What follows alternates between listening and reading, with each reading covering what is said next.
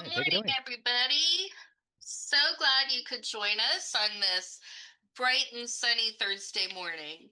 I think we have a really good show for you today. We have Deja Johnson from our lead office in Columbus with the APEX Accelerator, and we have Chris and Nate from the Export Center. So Nate, or Deja, you're going to be starting with CMMC, and then the guys are going to continue the webinar discussing ITAR. So, Deja, do you want to get started? Sure thing. Thanks, Jane. I'll go ahead and share my screen and let's see. While I wait for that to pull up, as Jane said, my name is Deja Johnson. I work with the Ohio APEX Accelerator, specifically out of the lead office here at the Department of Development. And I'm here to talk about a few different topics around cybersecurity, namely the Ohio CyberSecure program that the Department of Development launched in April of last year. First, just to kind of introduce the topic, kind of talking about why cybersecurity has been such a hot topic as of late, and where in your organization should that kind of responsibility live, right? I liken the question of whose responsibility is cybersecurity in an organization to the question of whose job is it to keep you healthy, right? You can break that off into a couple different sectors at an organization. You got the IT department, you got the internal staff that does a lot of the work there, as well as the leadership. And on the other side of this analogy, you have, of course, your doctors, you have the cooks or people who are preparing your food, and then yourself. Now, the IT department in this case is similar to the doctor. They have the credentials and they get opportunities to analyze or assess what's going on, and based on what they know and what they see, they can make recommendations. You have the internal staff, which in this case I liken to, say, cooks at your respective favorite restaurants. And essentially, those guys are more or less doing what they are asked to do, right? You ask for veal, you got veal, hopefully, that day. And the internal staff, in a similar capacity, right? There are specific objectives set out for them to achieve, and they act and according to that. And then there's you, the small business owners, the strategic leaderships, the person who governs that organization, as well as naturally governing your body. In terms of whose responsibility is it to maintain a certain level of cybersecurity, I would say definitely all three parties work together to ensure that a person identifies potential threats to their health or cybersecurity hygiene. Ultimately, the strategic leadership, the governing body, the leaders of an organization or yourself, right, would be the overall person that is deemed responsible to ensure that the proper culture for cybersecurity, as well as the proper strategies, are being put in place to ensure, not only healthy bodies, but a healthy organization, right? And that is extending far beyond just being aware maybe of what certain cybersecurity threats are. There is awareness, there is then protectedness, and then there's readiness. And the difference between the three, right? Awareness is essentially, as I said, understanding maybe what potential threats there are to your organization, where then protectedness might be the idea of understanding how to combat those specific threats should they arrive. Readiness, though, is where we all should strive to be in terms of not only understanding what they are and how we can fight them, but having all the tools and willingness within every level of our organization to ensure that we can combat and even still prevent certain cybersecurity threats. Why cybersecurity has become such a hot button topic as of lately? Well, to start, it certainly has been in lots of other industries a necessity in current stages as technology seems to rapidly advance, right? We should be able to ensure that we can protect ourselves in that technological battlefield, if you will. Um, all types of across all types of industries, right? Not just government or defense contractors, but as you can see here, medical, financial, the automotive industries, right, and beyond, and not just important to those individuals or organizations, but it's also important to recognize how costly maybe a lack of cybersecurity could be. Recent studies, this one from 2023, shows that the average cost of a data breach to a small business is well over $100,000, even still getting into the $1 million ranges. And for some small businesses, that's enough to essentially take them out of commission, right? Not to mention the actual things that you may have to pay for related to that, right? The costs that it could do, that it could cause you to your intellectual property, the costs of doing business by way of being actually out of commission for a certain period of time. It's certainly important to recognize that a cybersecurity breach or incident, if you will, could impact your reputation as far as your customer base. And then there's things like outright like ransom fees that have been documented related to some of these cybersecurity incidents. So, of course, those are some of the negatives as to how cybersecurity has become such an important topic as of late.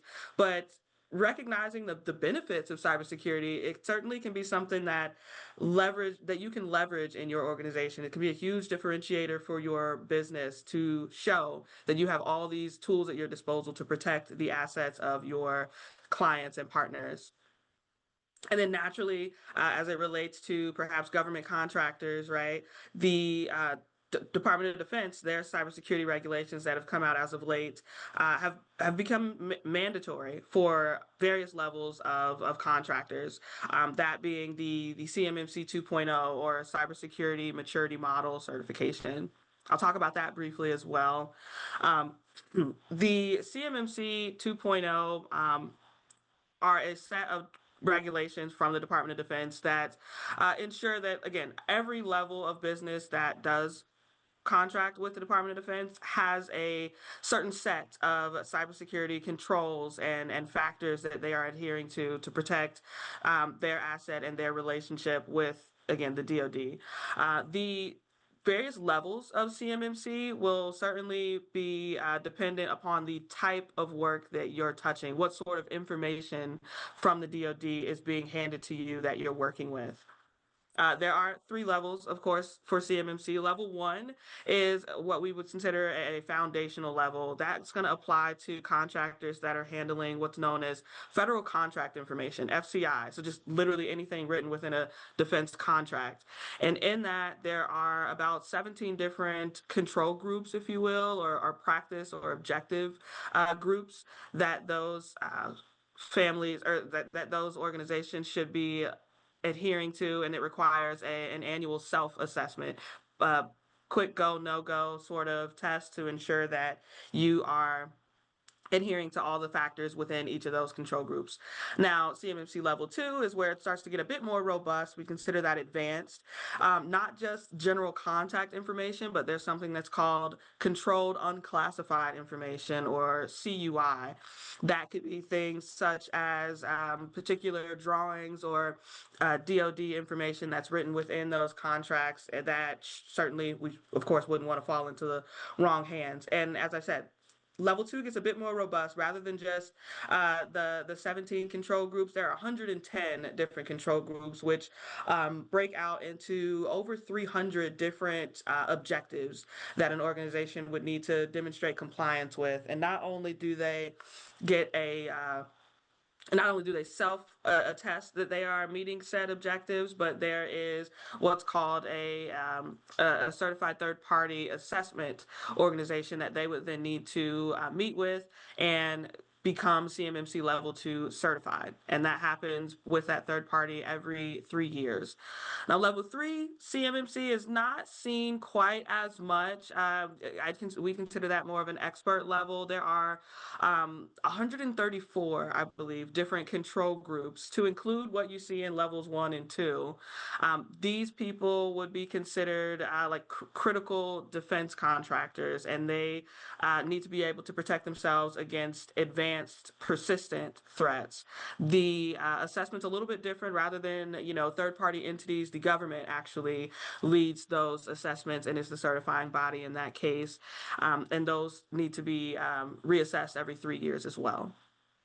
CMMC has become a topic that has been floating around for a while, but just to give you a quick snapshot of the timeline, the actual CMMC ruling, if you will, from the powers that be, took place in September of 25. So that's essentially when the gavel was banged, if you will, and now we have to actually start implementing this as organizations that want to do business with the government. And that rollout of CMMC is broken down into 3 different phases.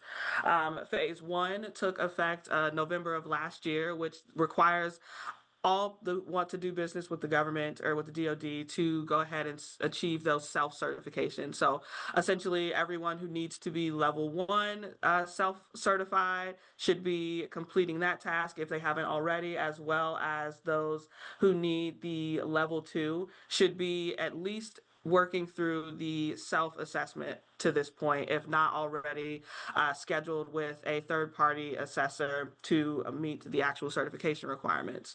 And of course, that was when they dropped the first phase of their rollout. Phase 2, which will come into effect November of this year, takes things a step further. Not only do those level 2 CMMC businesses need to now be self-certified, they should be actually chasing or achieving, if not already, the third-party assessment to ensure that they are now officially CMMC certified, as opposed to just the self-attestation of phase 1. Phase 3 of CMMC is where we get into some of those level 3 requirements. Again, those that will be requiring a government assessment to be done. So in November of 2027 is when they're going to introduce that phase and ensure that those level 3 expert controls are being met by all the qualifying bodies. And the goal, of course, is by November of 2028, we have essentially run through all different levels of CMMC certification, and it is now mandatory by that time period that anyone who wants to do business with the Department of Defense has already achieved their specific level of certification. It's important to recognize this timeline and where we are in it today, as CMMC is, as I'm sure some of you may have already seen, it is not an overnight process. Building the CMMC plans that you need to implement in and of itself can take weeks, even sometimes months, for small business contractors. And then even still, after building the respective plans, there is the implementation of some of those. You've done your gap analysis, you understand what's being asked of you and where your deficiencies are. Now I actually have to start putting, feet to pavement and checking off some of those boxes. That can take over a year easily. And so understanding where the government wants to be within a year's time frame and where you are today, certainly important, and something that you'd want to, pay attention to. And that's where the CyberSecure program comes about. The Ohio Department of Development built what is called CyberSecure, and SECURE is an acronym that essentially stands for Small Enterprise Cybersecurity Upgrade and Resiliency Enhancement. It's a mouthful, hence the acronym. The purpose, though, of the CyberSecure program is to equip Ohio small businesses with strategies to enhance their cybersecurity posture, and still to ready those defense contractors with some of those requirements that I was just talking about before. So while it was designed in mind with CMMC, this program is for all levels of small business, those commercial contractors, government contractors that aren't selling to the Department of Defense, and then even still, of course, defense contractors in and of themselves. CyberSecure is what we would consider to be a readiness program. We won't be able to certify you across any of the levels of CMMC or any ISO or other sets of certifications, but the concept of this program is certainly, or the value of this program is certainly built in its ability to educate and perform readiness assessments and help you as a small business identify what's being asked of you by certain cybersecurity governing bodies. I'll give you a quick cradle to grave overview of the program and then get into a few of the details here in just a moment. To start, naturally, there is an application. There's a few eligibility criteria that I'll cover in a few minutes, but there is an online application that I have a link for. I'll be able to drop in the chat here today.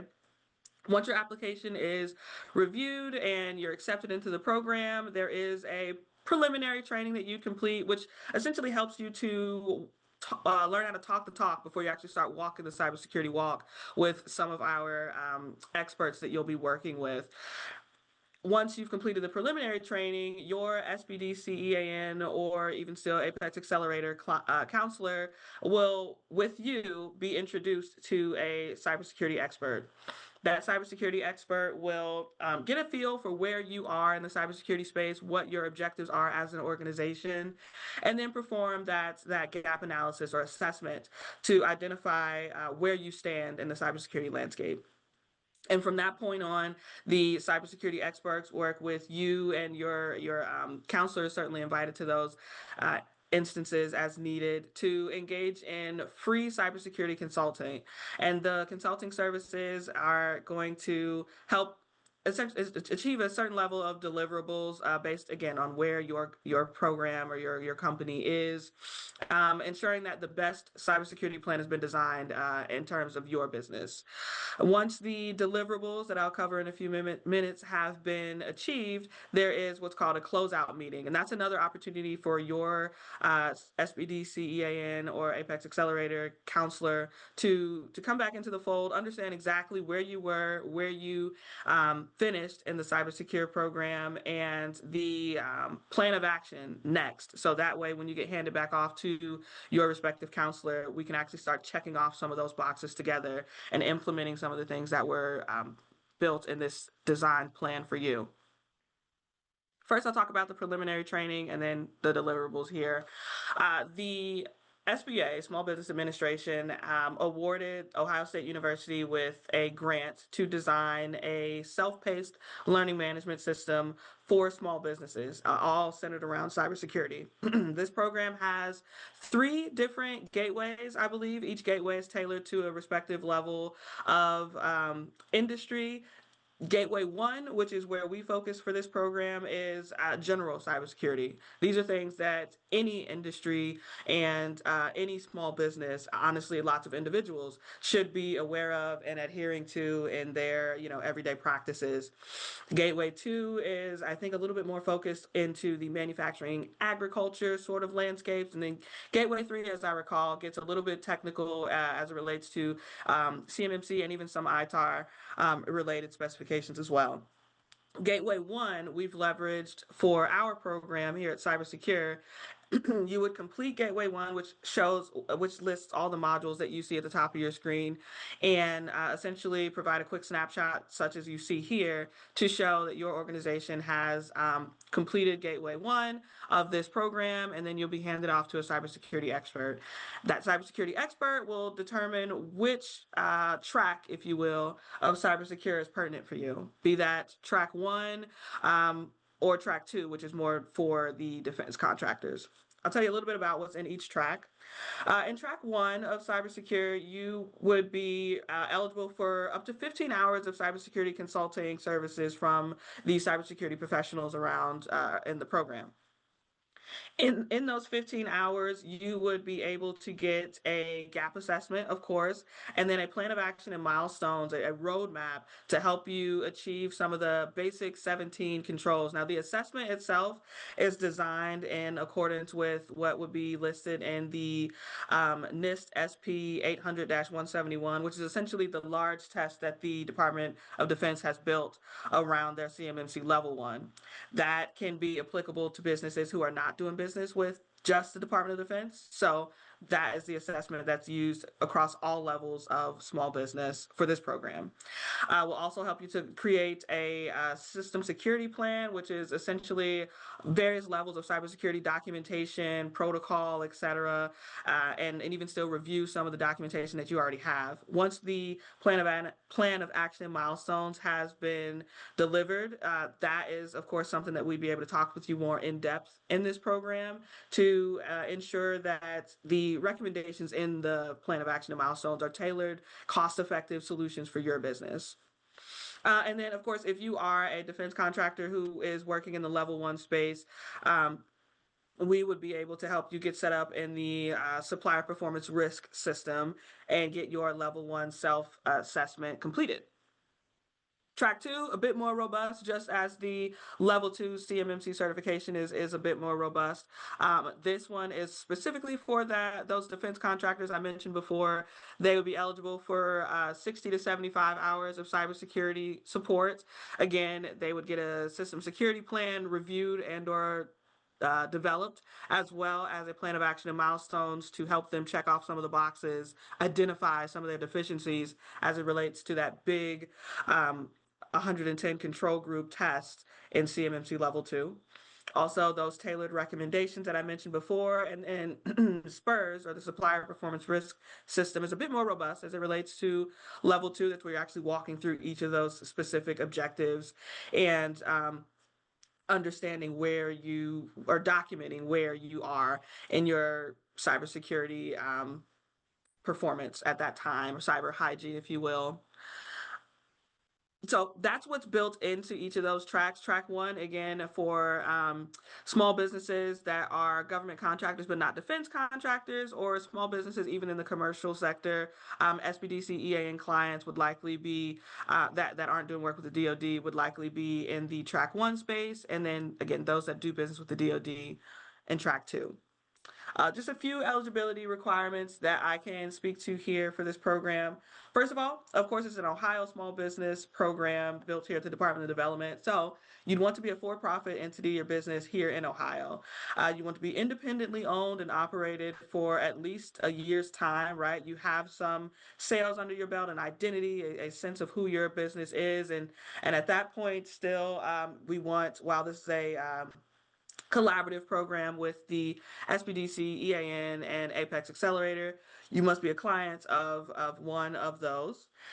It is a small business program, so we recommend that you have 200 to 500 employees. It's really hard to work on your business and work in this program all at the same time. So we have a lot of other resources that we can refer some of our one-man shops to. But for this program, 200 to 500 employees, or meeting the applicable SBA size standards, right? Just a small business. And even still, heading back to that idea of being in operation for at least a year's time, recommended that you have some commercial sales or government contracting, whichever is applicable, experience under your belt. Who's my client base? Where is it I'm trying to go? What past performance do I have to speak to, so that it's easier to understand which level of cybersecurity hygiene is most applicable to me at this time. In that, I would close with just a few details about the CyberSecure program in and of itself.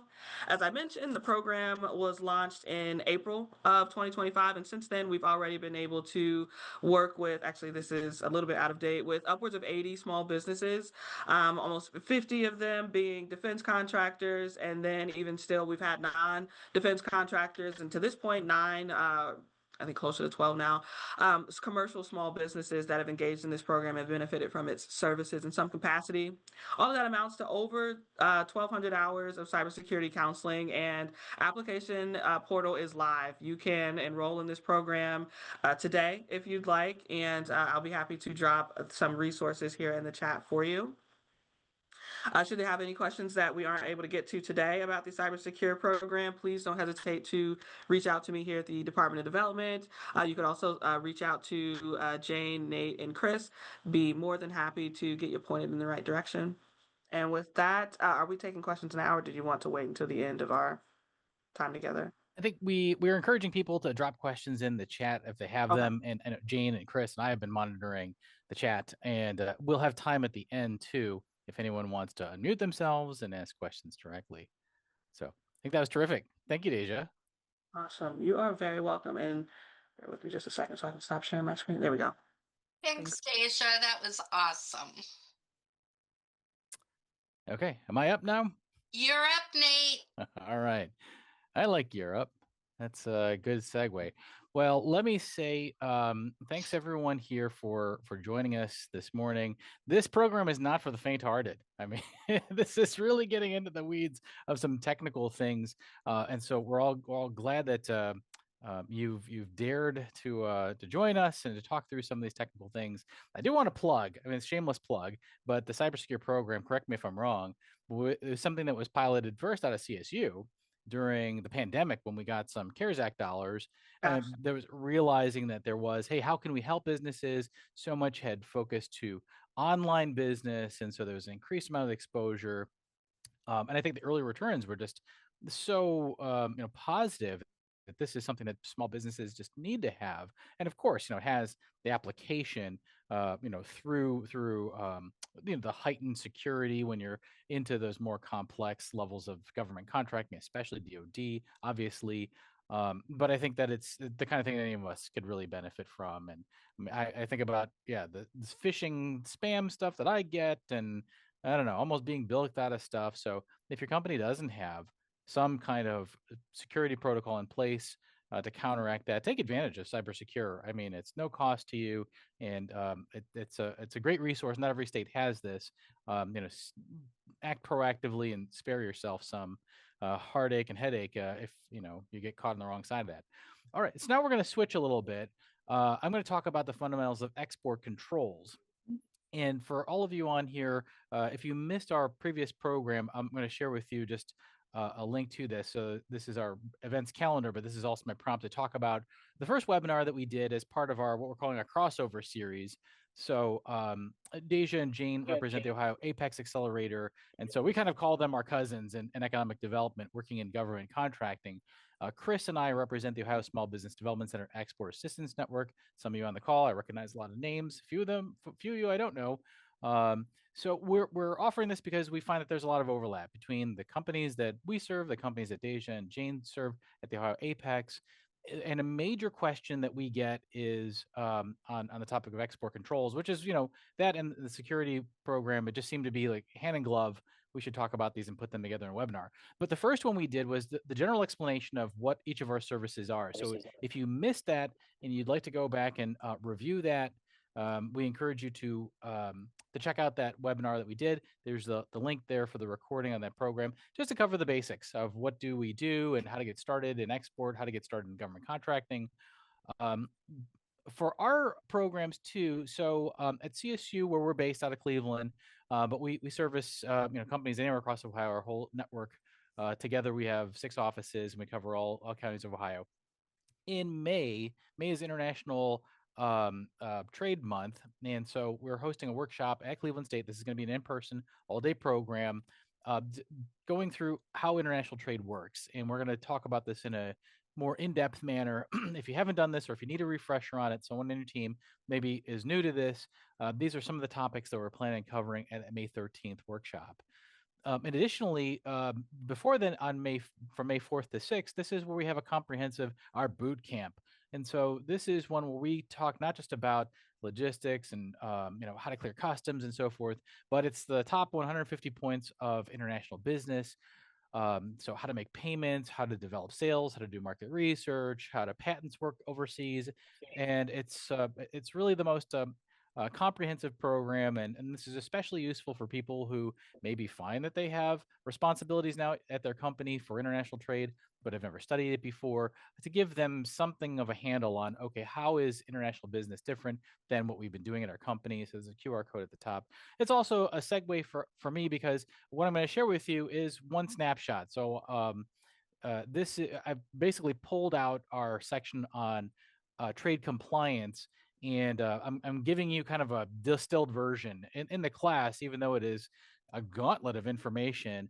This is just really the skinnied version. I've tried really just boiling it down to the most fundamental things that a company or a person would need to know for what does trade compliance mean. And I have to share that none of this is tantamount to legal advice, and this is just for educational purposes. So that's what we're all about. Okay, so let me get into this.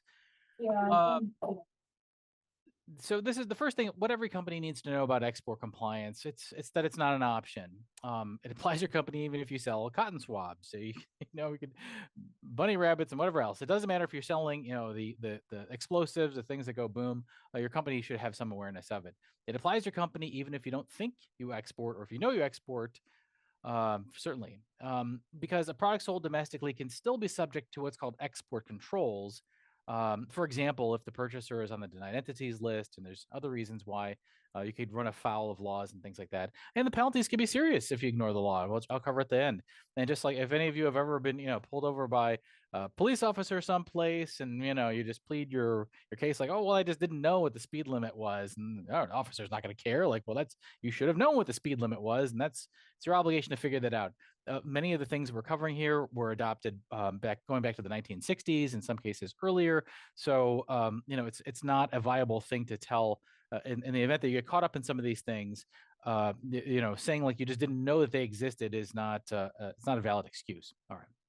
So let's define a couple of things. What's an export transaction? Well, an export transaction is a single shipment of goods from, in our case, the USA to some foreign country. But it can also be a single transfer of ideas or technology from the US to a foreign national, which is called a deemed export. And this is where I think, for those of you who are not doing export, but maybe you're doing your government contracting, this is an area that really I think applies. And one of the reasons Jane sends a lot of companies that talk to us because when they do government contracting, there is this expectation that you still have to comply with export controls. And some people would say like, well, I don't do an international business. Why does it matter to me? And it's really this idea that if you are given material that is sensitive and it has some, what we call a control, the U.S. government cares about it. Even if that technology were to slip out from your factory somewhere, then that's going to be a problem, and that's why you need to have an awareness, needed to be prepared to explain how you have protocol in places to avoid that. All right. So we're going to answer a couple of questions. We're going to answer who, what, where, when, all that stuff. But who? So there are certain foreign nationals and entities that are considered parties of concern by the U.S. government. And we put the names of those parties of concern on a couple of different places. The denied persons list, these are people who could be in the U.S. who are denied export privileges for some reason. The entities list, which are foreign parties that are prohibited from receiving some or all items that are subject to export controls. EAR is a term we'll visit here in a bit. The unverified list, which can be unconfirmed end users from past transactions that are considered red flags. These could be shell companies or companies that are, they publish very dubious information about themselves. All this and more is put in one place. There is this thing called the consolidated screening list that companies can access in real time. They can actually incorporated into their CRM systems, for example, to do automatic checks of, is this person that we're dealing with, where they're located, is that something we should be concerned with? Okay. Under the topic of deemed exports, so this is like where the transfer of materials and technologies is subject to restrictions. There are a lot of cases that are the typical forgotten instances. So, for example, taking a regulated technology outside of the US when it's not the subject of an export sale. So, for example, you have a salesperson and this person has like the drawings, the schematics to something that the Department of Navy or the Department of Defense sent, and they're going to a conference in the Bahamas or something like that. This is outside the US. They're there for a conference. They're not there to sell anything.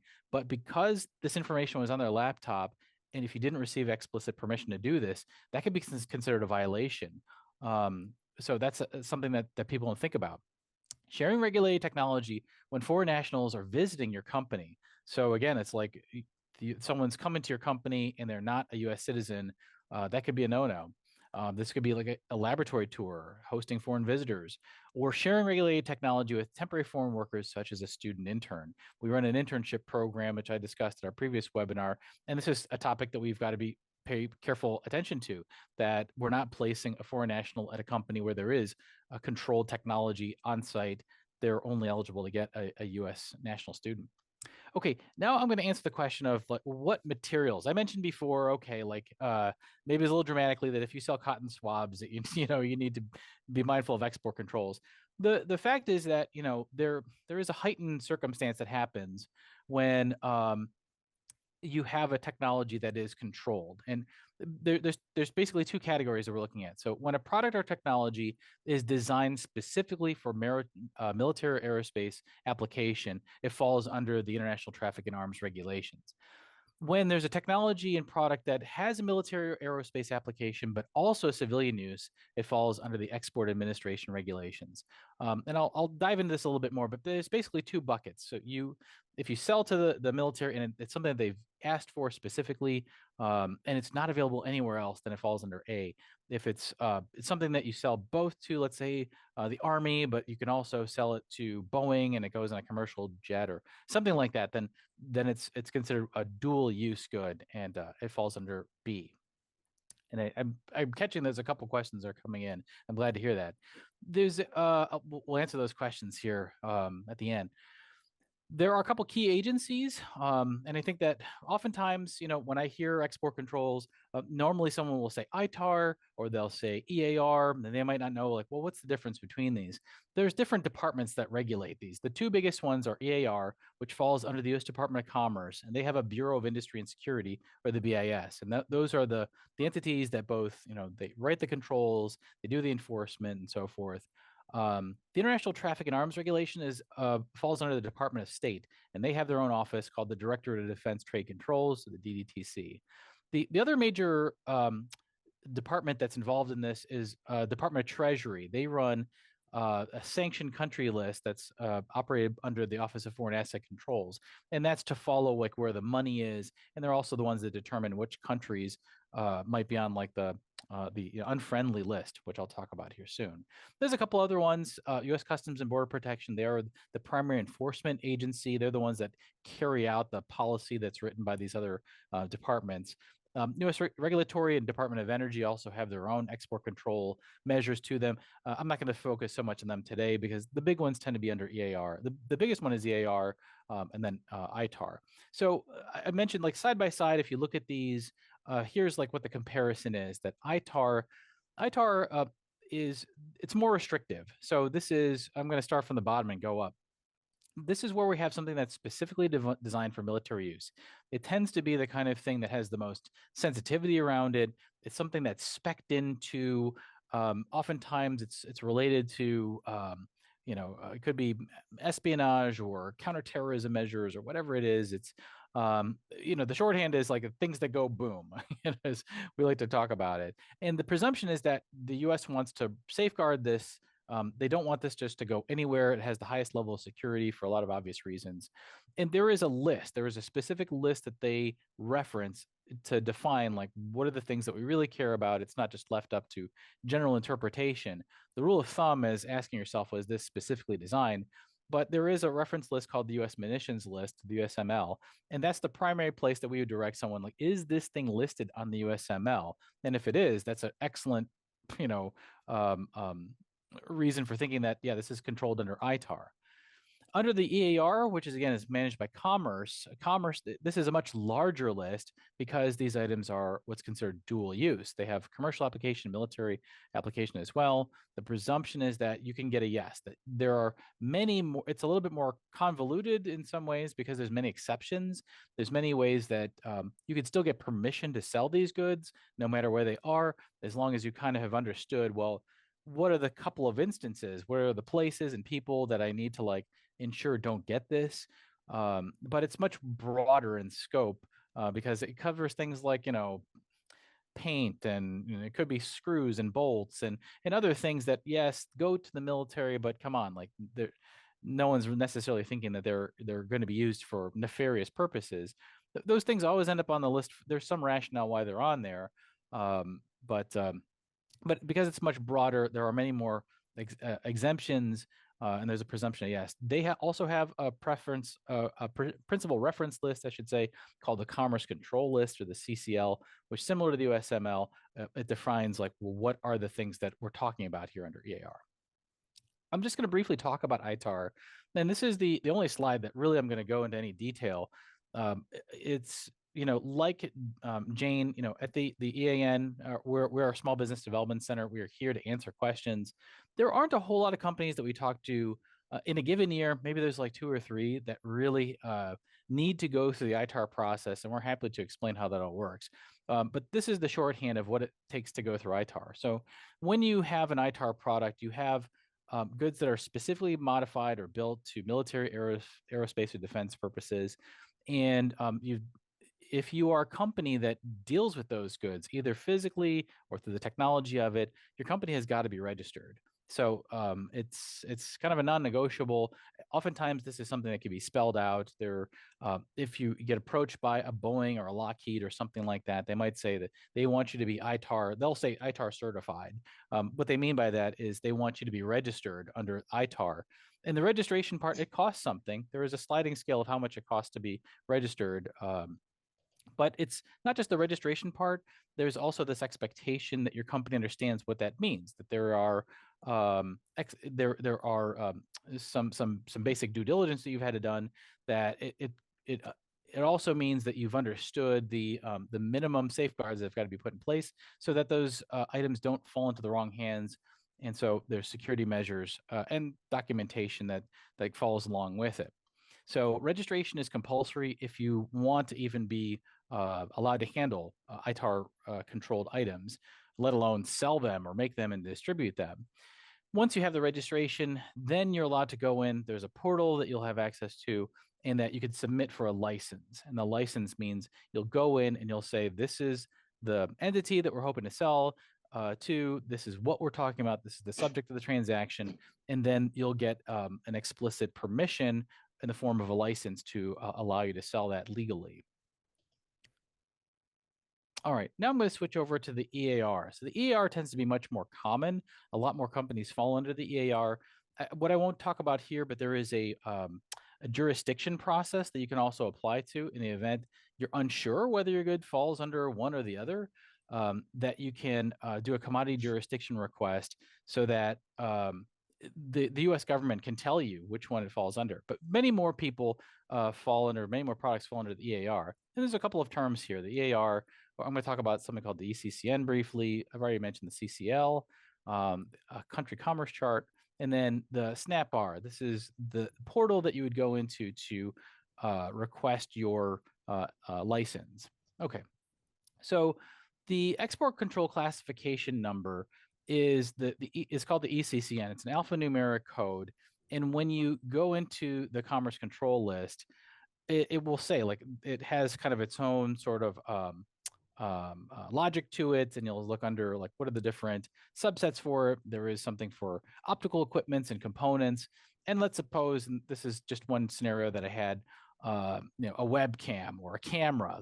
This is the area that covers cameras, and it can't just be anybody's camera. It will say under the technical specifications of a camera that's capable of doing such and such technical performance. It will say it has such a tolerance, or it will say it has the ability to have such and such a level of clarity at such a distance under a specific light or whatever it is. So, I mean, this is the kind of thing that, like, maybe a spy would use, or, it's not just like your grandma's webcam or something. So this is really high performance type of equipment typically. So under this setting, under 6A004, optical equipments and components, let's suppose theoretically that you've determined that, okay, well, we do sell something that's really high performance, and you've read the description, and yeah, this is what it is. At the very end, it will say what the reason for control, like why does the U.S. government care about this? And they give a number of reasons here. And in this case, under 6A004, it will say national security and anti-terrorism. And I've listed at the bottom all the possible, what are the reasons for control of something that an object or technology might have. All right, so just to give you some sense of just what are those categories, I'll ask you to kind of put that in your back pocket for a moment, and we'll return to it in just a minute. Okay, now we're going to answer the question of where something is going, because the U.S. government considers some countries friendly and others not so friendly. And in those unfriendly countries, we have embargoes. This is a list of the comprehensive sanctioned sanctioned countries by the U.S.: Cuba, Iran, North Korea, parts of Ukraine, and then here's a list of targeted or heavily restricted. So Russia, Belarus, Afghanistan, Sudan, Syria. That's just a smattering. If you go into the OFAC's website, you'll see that there may be other countries that have partial sanctions on them. There could be sanctioned entities. So it's important to keep on top of this. If you've been paying attention with the news, I mean, there's always a new conflict. We're having a new, dispute with someone, or there's a war that breaks out, and suddenly this list could be updated. You'll notice that Venezuela isn't on there. I'll talk about that more in just a minute, but that's an area that's evolving a lot. And there's a note at the bottom here that re-export. So there's these countries that we're not supposed to be doing, or we're supposed to limit how much business we're doing with. And this idea of re-export is really meaning like you can't ship something to Canada and then like it goes from Canada to Iran. Like that's a no-no. You're responsible for it no matter where it goes, and that's part of the expectation. So this is a list. This is a map, and this map was created. I've got this off of Wikipedia just to give you some visual representation of what the world kind of looks like from this comprehensively sanctioned or partially sanctioned. And there's a number of countries that are on there. And yeah, I mentioned before Venezuela. Venezuela, of course, has been on a embargo country list for the longest time, and a lot of that changed earlier this year. And so there are steps being taken to try to scale back and make it easier, especially for companies in the oil industry to be able to transact, but to give you some sense of just where there are question marks in place. All right. So the last thing is like where it's going. There is something called the country commerce chart. And what this is published by the Bureau of Industry and Security. And what we're looking at here is for all those different reasons for control that I mentioned earlier, is there nuclear proliferation? Is there anti-terrorism? This is meant, it's convoluted to look at, but the spirit behind this is to say, if you are selling buckets, or you're selling paint or something like that, and you think, well, this is really, I mean, I should be allowed to sell this a lot of places, right? I mean, this is really low stakes kind of product. What this chart is meant to represent is, signaling yes, like if there are low reasons for control, or they're very generic ones, there's a lot of countries that we're very friendly with, and so you would basically cross-reference. So, for example, if it was anti-terrorism, the last column on the right, wherever you see like an X in the box, that means you cross-reference that to the country, and that says, okay, if there's an X there, that means you have to get a license. But you see under anti-terrorism, there's like very few, and this is just like the top couple of countries in the list. There are a few countries that have that expectation, but not a whole lot. So where there is no check, this means that your company is not required to get a license. But in all those cases where there is an X, if that's, you're selling a product that has, let's say, crime control, and you're trying to sell to Algeria, crime control 1, then okay, that signals you need to get an export license, and that's how it's supposed to work. I know this may sound like I'm talking Greek to some people, but that's the logic behind it. So what is an export license? Export license is the express authorization by the country's government to give a license, to give you the okay. And normally we're talking about things that are products under control for political or military purposes. There are a few instances where there's more than that at stake. Could be scarce natural resources. It could be national treasures, antiquities, works of art that also could require a license before they could leave the country or be given over to a foreign national. So I'm transitioning now into like, what can your company do about this? What are some of the recommended steps? One of the things I'd say is you're welcome to contact us as consultants. We provide services to companies to help explain all of this and really spend time to work with your company to figure out, well, what does this mean for you? We're happy to do that. There are a couple other recommendations. The BIS publishes quite a lot about what steps could you take in your company. And one of the things they ask is for you to educate yourself on red flags. So I'm not going to go through and read all of these, but this might be the kind of list that you publish and you give to someone. If you have a person in your company that's handling international orders, let's say, just say like, hey, you can't just like blindly sell our products. You need to have some basic awareness of who the purchaser might be. Ask them, like, is this, do a check against these denied parties lists.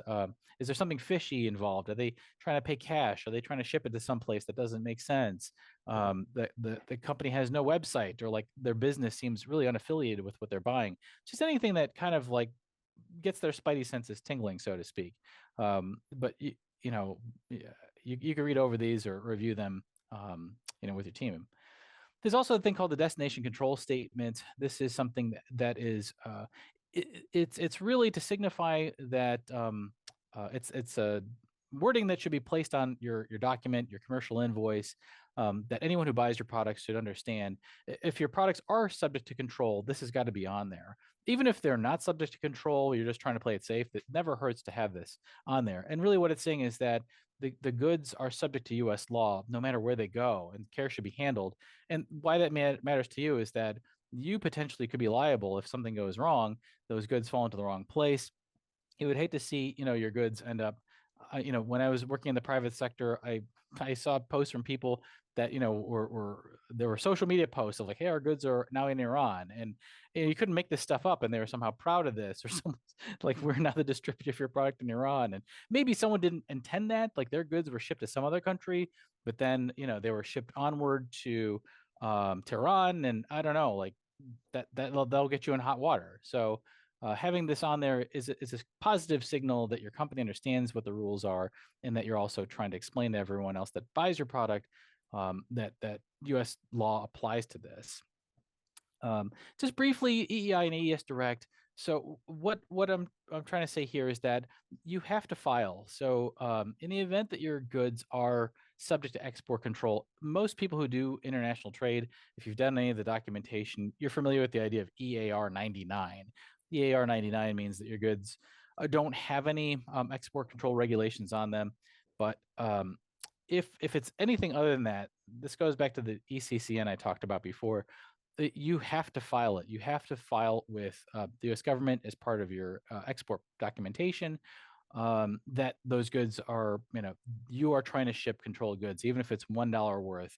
A lot of people are maybe familiar with the $2,500 minimum threshold for filing, but that goes out the window if any of your goods are subject to the ECCN. All right, the penalties. I won't read all of these, but they're pretty scary penalties if your company gets caught up on the wrong side of this. For ITAR violations, they're a little bit more serious, but we're talking about potentially jail time and possibly $1 million. They just revised this upward, so it's almost $1.3 million per violation for an individual or company. Under the Trump administration, there has been a general sense that ITAR and EAR enforcement has gone up, that there is a much tighter environment for controlling this. And these penalties, the penalty even a year ago was $500,000 for ITAR violations, and it's been jacked up to $1.3 million almost. You could lose your forfeiture of goods. You could have your export license and government contracting ability revoked under an ITAR violation. And it's not much better under EAR. Still quite bad, but if it's not an ITAR related good, a lot of the same penalties apply, or similar penalties apply. They want to make it painful. So how can you take steps to avoid running afoul of these things? One of the first things we would recommend is developing an export compliance program.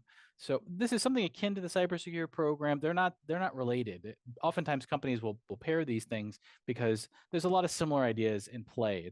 It's monitoring where are your weak points, doing a gap analysis. Our group will do a gap analysis for you for export control, for example. But it's hitting a lot of these points, making sure that management conveys that this is important to your whole company, having a risk assessment program, having some training and awareness for all of your staff who have any relationship to some of the weak points in export compliance, having a monitoring program, being able to do periodic audits, and just having a game plan in the event that something is discovered, something goes wrong, your goods ended up someplace they weren't supposed to, a file was shared with someone who wasn't supposed to, someone came into your building who wasn't supposed to be there. Those are all things that you're expected to self-disclose, and it's really in your interest to do that. Okay, there's a couple of resources that I've added here, a couple of videos. There is this group that we're affiliated with called NASBET International. We have a free video library called Trade Passport. I've just added a few that you're welcome to explore and read a little bit more about, or watch a couple of these videos. It is free to sign up to watch these, and it's a great resource. Okay. I know that was a lot. I apologize for the download. Like I said, I applaud all of you for your bravery of attending, this webinar today. We had a lot of very technical things to get into, and hopefully from this, you have something of a better sense of just what these topics mean. But again, we're here to to be the resource for you. And I'm both speaking myself, on behalf of the Apex or Apex friends, to be resources for you to help kind of explain this.